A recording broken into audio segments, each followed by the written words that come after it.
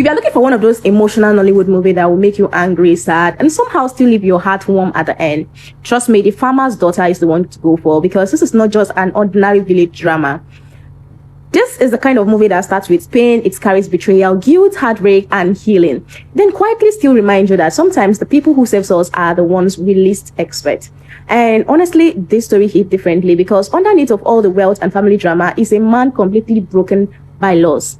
The Farmer's Daughter followed the story of Chimamadu, a wealthy billionaire developer whose life changed forever after a tragic drowning of his 3-year-old daughter, Angel.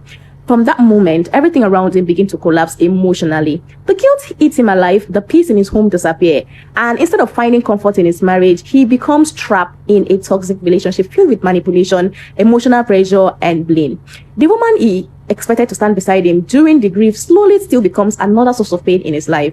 And honestly, you can see how badly the loss destroyed him internally, because this was not just a man mourning his child. This is a man who is losing himself completely. And after a long period of him not being able to handle the emotional weight anymore, Chima abandons everything: his city life, his wealth, his status, and even his identity. And in search of peace, he disappeared into a quiet village called Olubo. Now, at first, the village life seems completely different from the whole world it came from. No luxury, no attention, no pressure, just simplicity and silence. And for the very first time in a very long while, Chima finally begins to breathe again. And that is where he met Moronika, a quiet, guided village woman carrying her own emotional burden while taking care of her sick father.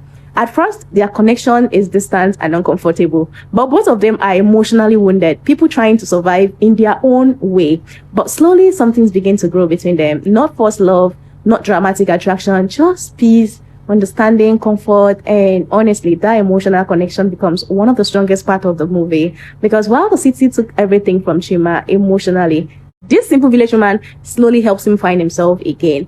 But of course, peace never lasts long in Nollywood. Back in the city, Chima's wife becomes desperate, not because she misses him emotionally, but because she is terrified of losing her lifestyle, social status, and access to his wealth. So she begins spreading lies publicly, and she even accused him of abuse, negligence, and even tried to twist the whole story surrounding their daughter's tragic death. Then suddenly, Chima's painful past come chasing after him again, and the quiet life he was trying to build in Olubo started falling apart.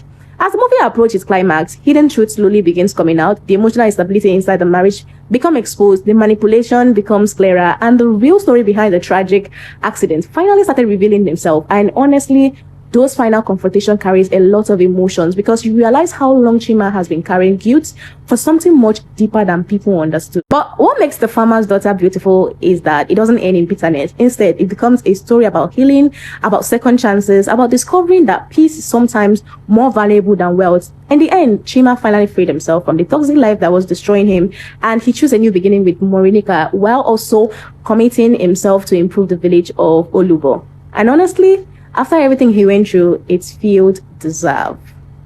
Now, The Farmer's Daughter is one of those Nollywood movies that reminds you that grief can break people, but kindness can slowly put them back together again. Because sometimes after losing everything, life still finds a way to give you another reasons to keep going.